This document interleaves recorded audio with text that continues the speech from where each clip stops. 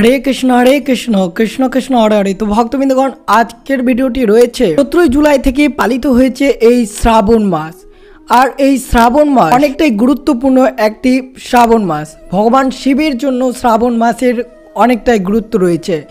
এই শ্রাবণ মাসে যদি আপনারা শিবের উপাসনা করেন বা শিবের উপাসনা করবেন, তাহলে অবশ্যই আপনারা ভুলেও এই কয়েকটি খাবার শ্রাবণ মাসে গ্রহণ করবেন না। এর ফলে আপনারা শিবের বিশেষ উপকারিতা পাবেন যদি এই শ্রাবণ মাসের গুরুত্ব বা শ্রাবণ মাসের উপবাস বা শ্রাবণ মাসের ব্রত পালন করেন। তো আর ভুলেও যদি আপনারা শ্রাবণ মাসে এই কয়েকটি খাবার খেয়ে ফেলেন, তাহলে শিব ঠাকুর অনেকটাই রুষ্ট হয়ে যেতে পারে আপনার ওপর।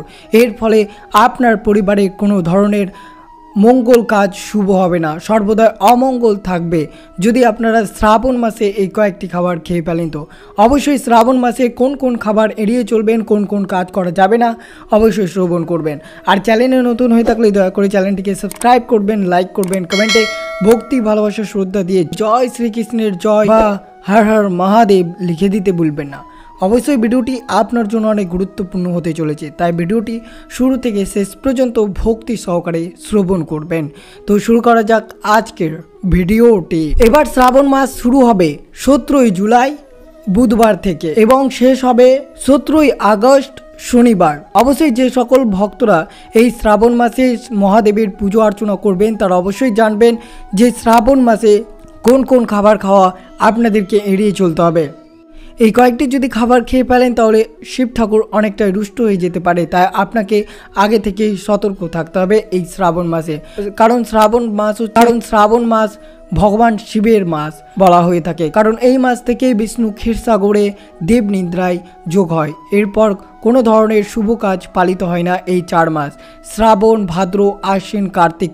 এই 4 মাস যোগ নিদ্রায় থাকে শ্রী বিষ্ণু। পৃথিবীর ভার দায়িত্ব দিয়ে দেয় ভগবান শিবকে। সমস্ত মাসের মধ্যে শ্রাবণ মাস সবচেয়ে শুভ বলে মনে করা হয়। এটি সৌর বছরের 5ম মাস এবং তামিল শাস্ত্রে অবনী নামে পরিচিত। বৌদ্ধিক জ্যোতিষশাস্ত্র অনুসারে সূর্য যখন সিংহ রাশিতে প্রবেশ করে, তখন শ্রাবণ মাস অস্ত যায় বলে মনে করা হয়। চান্দ্র ক্যালেন্ডার অনুসারে শ্রাবণ অমাবস্যার দিনে অস্ত যায়। পূর্ণিমা দিবসে ঐশ্বরিক মহাকাশে শ্রাবণ নক্ষত্র স্বর্গীয় সার্বভৌমতার অধীনে থাকে, তাই একে শ্রাবণ মাস বলা হয়। এই মাসে প্রতিটি দিনের শিব পুজোর জন্য শুভ বলে মনে করা হয়। ভগবান শিব মন্দিরে তাকে খুশি করার জন্য প্রার্থনা ও বৌদ্ধিক আচার অনুষ্ঠান করা হয়। শ্রাবণ মাস হলো একটি পবিত্র মাস, যেমন নাগপঞ্চমী, শ্রাবণী পূর্ণিমা, ভাড়া লক্ষ্মী ব্রত, ঋষি পঞ্চমী, রক্ষাবন্ধন, পুত্র একাদশীর মতো অন্যান্য উৎসবে ভরা রয়েছে এই শ্রাবণ মাসে। শ্রাবণ মাসের তাৎপর্য কি? এই পবিত্র শ্রাবণ মাসে ভক্তরা তপস্যা, উপবাস ও প্রার্থনা পালন করেন। এই সেই সময় যখন ভগবান শিব অমৃতের সন্ধানের জন্য দেব ও অসুরদের মধ্যে সমুদ্র মন্থন থেকে নির্গত বিষাক্ত হলাহল পান করেছিলেন।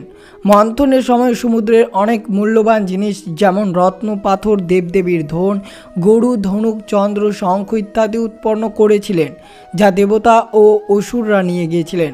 সমুদ্র থেকে 14টি বিভিন্ন রত্ন বের হয়েছিল, যা তাদের ভাগ করা হয়েছিল। যখন মহাসাগরের হালাহাল নামক সবচেয়ে মারাত্মক বিষ তৈরি করেছিলেন, তখন তাদের সকলের পিছিয়ে পড়েছিলেন, কারণ এটি মহাবিশ্বকে ধ্বংস করার পক্ষে খুবই বিপজ্জনক ছিল। শিব বিশ্বকে রক্ষা করার জন্য এটি পান করার সিদ্ধান্ত নিয়েছিলেন। তার ধর্মপ্রাণ স্ত্রী তাকে হালাহাল নিতে দেখেন।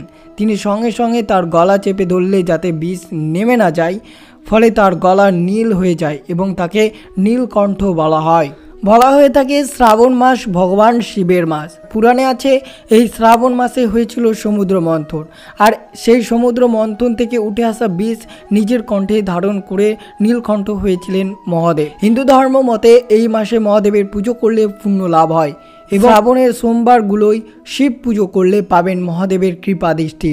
এই মাসে শিব পূজা করলে যেমন পুণ্য লাভ হয়, তেমনই এই মাসে অসাত্ত্বিক জীবনযাপন করলে মহাদেব রুষ্ট হন। এমন 5টি খাবার আছে যা কখনোই শ্রাবণ মাসে খেতে নেই, অন্যথা হলে সেই ব্যক্তির জীবনে নেমে আসতে পারে চরম দুর্দশা। তো অবশ্যই সতর্ক থাকবেন, শ্রাবণ মাস চলাকালীন এই কয়েকটি খাবার আপনারা ভুল করেও খাবেন না। তো অবশ্যই শ্রবণ করবেন যে কোন কোন খাবারের কথা আপনাদের সাথে তুলে ধরছে। প্রথমত, শ্রাবণ মাসে আমিষ আহার করা উচিত নয়। বলে মনে করা হয়। অনেকেই যদি আমিষ খেতে হয় তবে অত্যন্ত প্রতি সোমবারে নিরামিষ খান এবং মহাদেবের পুজো করুন। অবশ্যই মনে রাখবেন এই শ্রাবণ মাস চলাকালীন কোনো ধরনের আমিষ খাওয়া উচিত নয়। যদিও বা কোনো পক্ষে যদি আপনারা আমিষ খেতে চান তাহলে অবশ্যই সোমবার বাদ দিয়ে অবশ্যই অন্য দিন আপনারা আমিষ গ্রহণ করতে পারেন, কিন্তু মনে রাখবেন কোনো মতে সোমবারে আমিষ খাওয়া যাবে না। মাছ, মাংস, রসুন, পেঁয়াজ, অ্যালকোহল জিনিস এই সোমবারে আপনারা সেবন করবেন না, কারণ সোমবারে মহাদেবের পুজোর দিন বলে মনে করা হয়। শ্রাবণ মাস চলাকালীন বেগুন একবারে খাবেন না। অনেকে এটাকে কুসংস্কার ভাবলেও এর যথেষ্ট বৈজ্ঞানিক ব্যাখ্যা রয়েছে। শ্রাবণ মাস বর্ষা ঋতুর মাস, এই সময় বেগুনে খুব পোকা হয় এবং বেগুন নষ্ট হয় খুব তাড়াতাড়ি। সেই দিক থেকেও এই মাসে বেগুন না খাওয়াই ভালো। শ্রাবণ মাসে শাস্ত্র মতো কাঁচা দুধ খাওয়া শিব পুরাণের অনুযায়ী নিষিদ্ধ, অর্থাৎ আপনারা বা আপনার ছোট ছেলেদের অবশ্যই নিষেধ করবেন এই শ্রাবণ মাস চলাকালীন কোনো ধরনের কাঁচা দুধ খাওয়া যাবে না। তাই এই সময় কখনো কাঁচা দুধ পান করবেন না এই শ্রাবণ মাসে। শ্রাবণ মাসে ভুল করেও শাক জাতীয় খাবার খাওয়া নিষিদ্ধ জানায় শিব পুরাণে।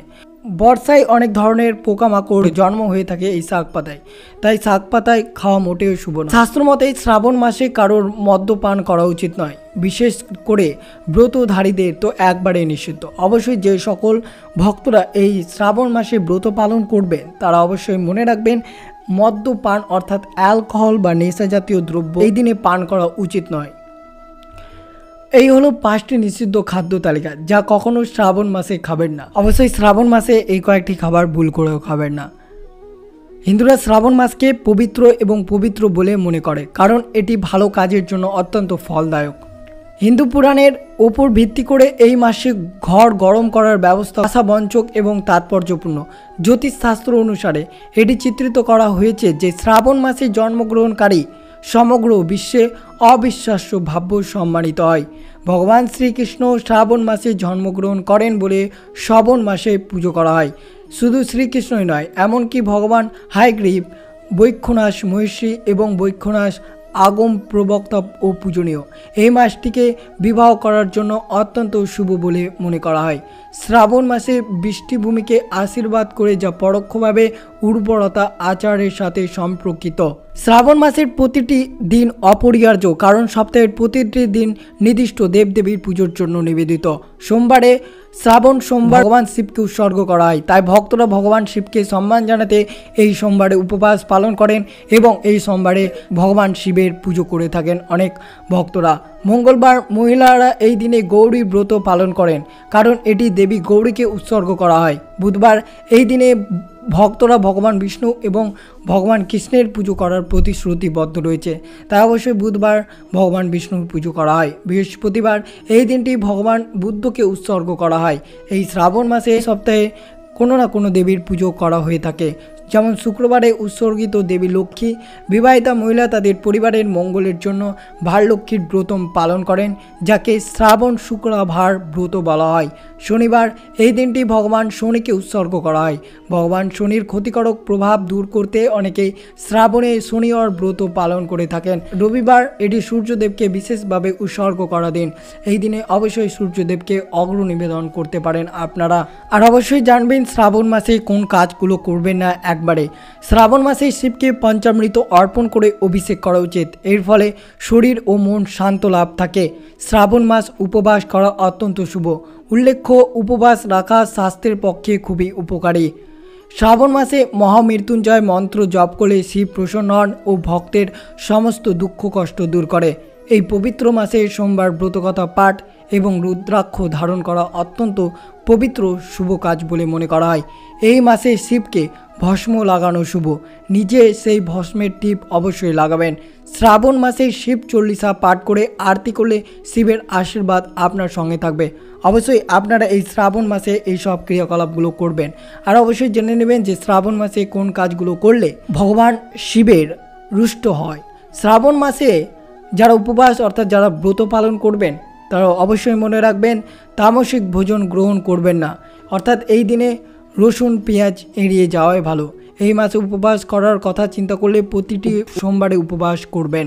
শ্রাবণ মাসে অবশ্যই মনে রাখবেন মাছ মাংস মদ্যপান থেকে এড়িয়ে যেতে হবে আপনাকে। অবশ্যই জীবনে যদি সমস্যার আনাগোনা লেগেই থাকে তাহলে নিজের স্ত্রীর সঙ্গে মিলে শিব ও পার্বতীর পুজো অবশ্যই করবেন।